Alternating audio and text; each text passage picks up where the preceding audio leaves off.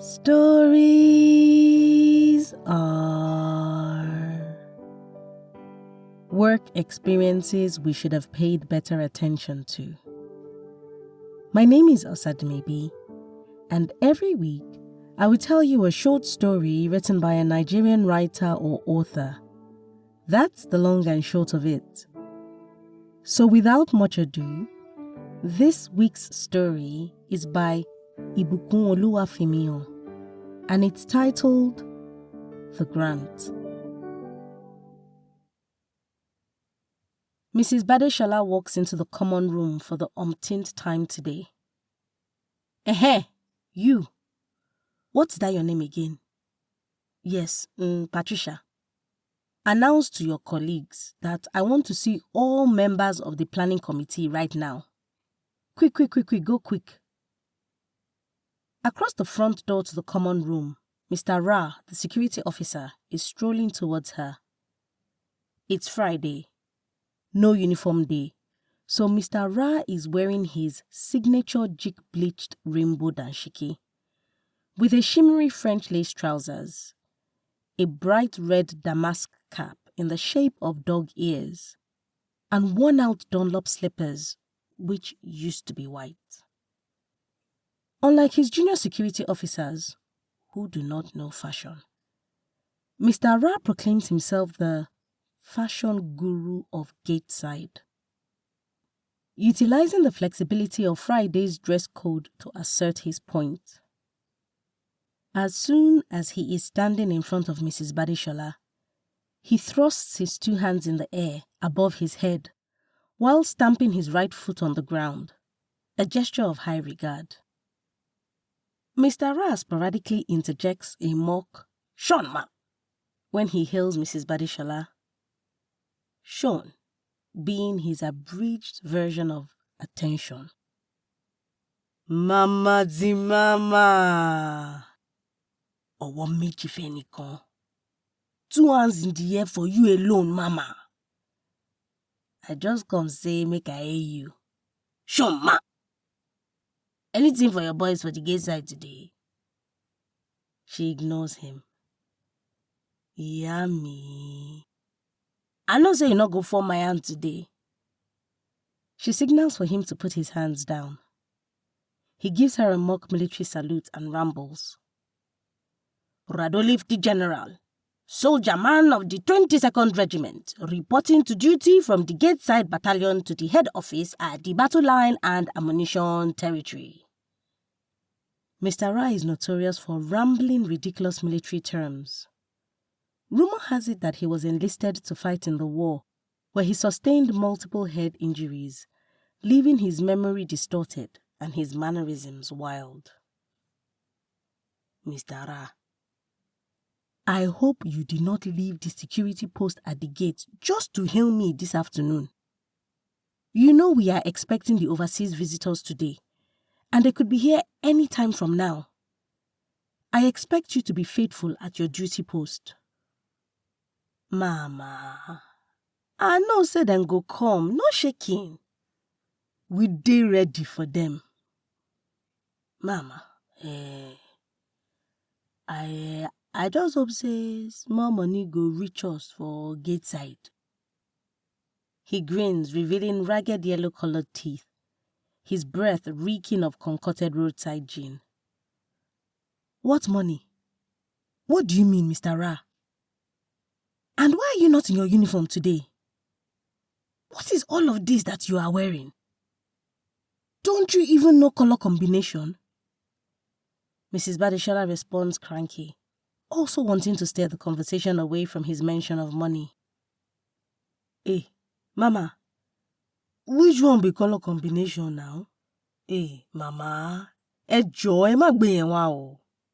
I am the one and only fashion guru of Gateside. I am Radolif the General. Mr. Ra, please, go back to your station. I will not take it lightly with you if our visitors come and make comments about the laxity of our security staff. Mama. Sean ma. I gotta go.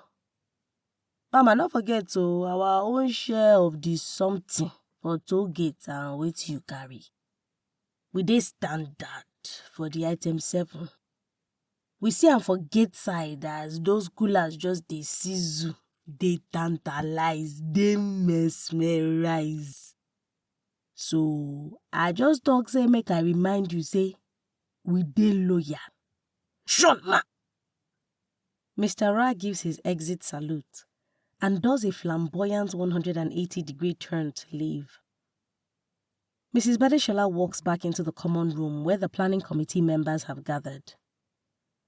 She does not normally convene the staff to address them unless there is something important, like the visit by officials from the institute. She commences her speech. As you all know, we have visitors from the Overseas Institute today. I want everything to be impeccable ahead of their coming.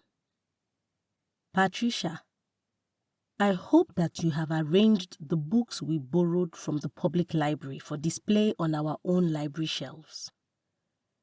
I do not want our visitors to see our shelves bare. Do you understand me? And I do not want any of your sanctimonious arguments today. We are displaying the public library books, and that is final. We will be arranging for them to be returned to the public library on Monday after the visit. It is important that we give the right impression so that we can get the grant. Barely pausing for responses of any kind, Mrs. Badeshola continues. You all should be informed that a salary boost might finally come your way with this grant. And some of us will finally get our dream car and shame the enemies in our neighborhood. Enemies who thought we were condemned to the Legady's Benz level. We too shall drive our own car, employ company driver, and sit in the owner's corner. As my people say, it is where one works that one eats. A faraway look settles on her face as she relishes the thoughts of her dream car. It is known that when Mrs. Badeshola speaks of herself, she pluralizes the noun. An essential skill to navigate and survive these premises, and particularly to remain in her good books, is to know when the we she refers to relates to staff, and when it relates to her and her only. Excuse me, ma.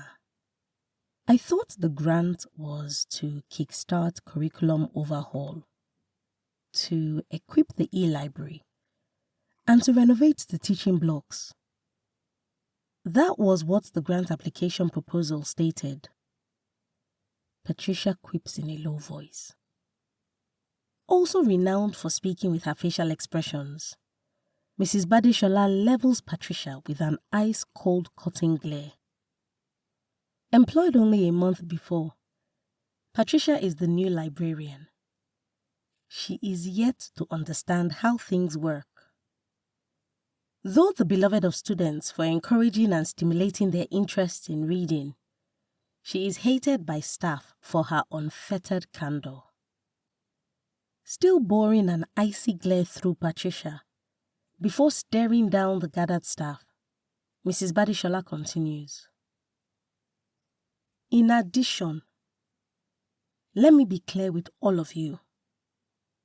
During the course of this visit, I am not to be addressed as headmistress. I want you to address me as the Director of Operations and Management.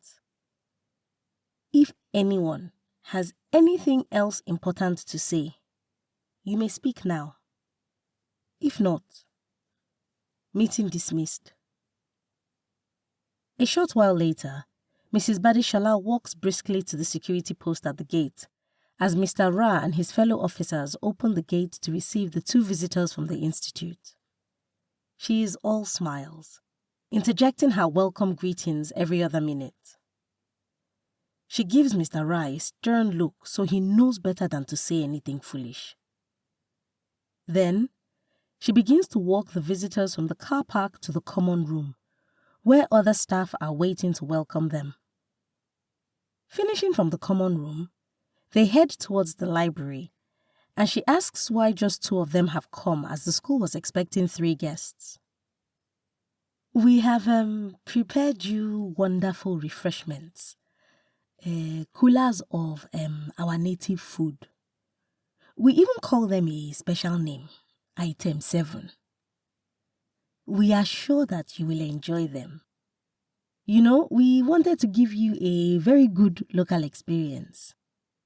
It's only that I thought I read that we were to expect 3 of you." Yes, Madam Director, that is very kind of you. Our 3rd official was unable to make it. "Oh, all right, no problem. Nevertheless, we will host you very well. Let me show you around our library. We recently restocked new books, in fact. I can assure you that though we are an upcoming school, we are highly vision-oriented. You will not regret investing into the future with us." As they walk into the library, Patricia stands up to greet the group. As they begin to exchange pleasantries with Patricia, the visitors' accents seem to become thicker and their voices lower a touch. They are way too friendly with her, and she is chatting with them for far longer than is necessary, interjecting sentences in a foreign language that sounds like French, or is it German? Mrs. Badishola gives Patricia a questioning look that says, "What do you think you are doing?"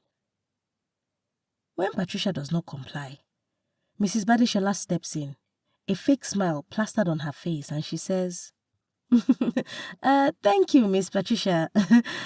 I will take it from here.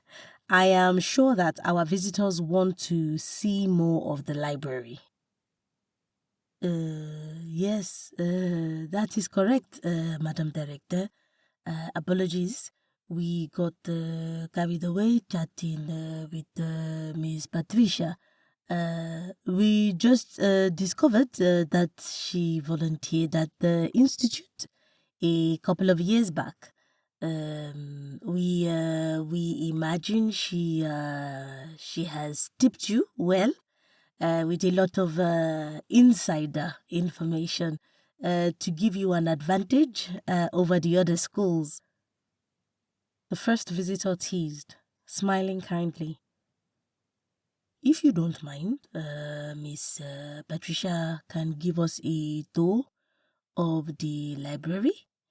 She can then bring us to your office after she has shown us around," the second visitor added. Mrs. Badishola feels dizzy. In a fleeting, haunting vision, she sees her dream car, but this time, it is Patricia sitting in the owner's corner. Born in Lagos, Nigeria, Ìbùkúnolúwafimíhàn is a creative writer who enjoys the art of weaving heart-crafted stories into prose and poetry. You can read more of her work on Camwood Carrots and connect with her on Instagram at Ìbùkún_Regales. Details and links will be in the episode description.